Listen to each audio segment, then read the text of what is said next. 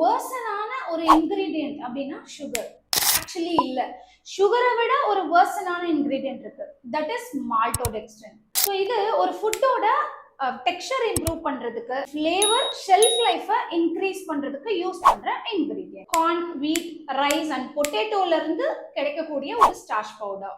But சுகரோட glycemic index 65, மால்டோடெக்ஸ்ட்ரினுக்கு 110, which is double the time of sugar. Glycemic index அப்படிங்கிறது என்ன? சர்க்கரை அளவை உயர்த்தும் திறன். இது எதுலலாம் இருக்கு? Sweets, instant tea, coffee, hot beverages, soup sachets and peanut butter. So even people used to mix it, protein powders, baked foods and artificial sweeteners, salad dressings, frozen meats and energy drinks. So இப்போ நான் சொன்ன ஃபுட்ஸ்ல எதெல்லாம் உங்க வீட்ல இருக்குன்னு identify பண்ணுங்க.